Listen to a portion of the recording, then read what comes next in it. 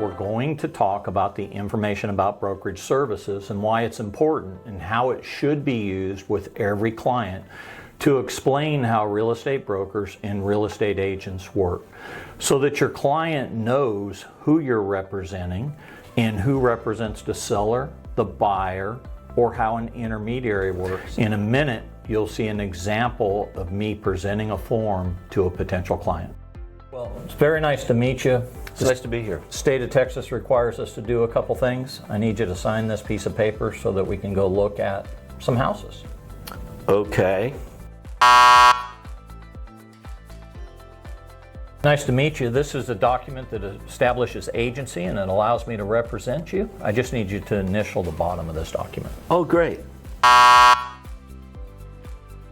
All right, there's a lot of documents we're going to be doing. You don't need to read them all. This is just a piece of paper that allows me to show you houses, so once you sign it, I'll be in good shape. Okay, great.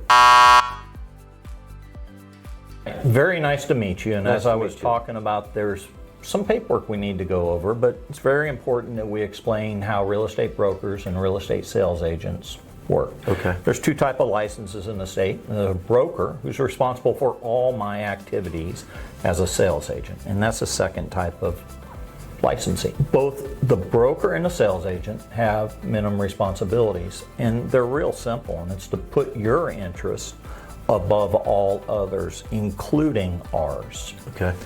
The second is to let you know of any material information about the property or the transaction that we receive from the other broker, or frankly from any parties. The third is to answer your questions and to present any offer or counter offer that we receive on any offers you make to you, and do it promptly. And then the fourth is to treat all parties in the transaction honestly and fairly. How's that sound to you? Oh, it sounds great. I hope to be your agent as a buyer's agent, but let me go through all the ways. The first is as an agent for the owner. That's either the seller or the landlord. So in this case, the person selling the property.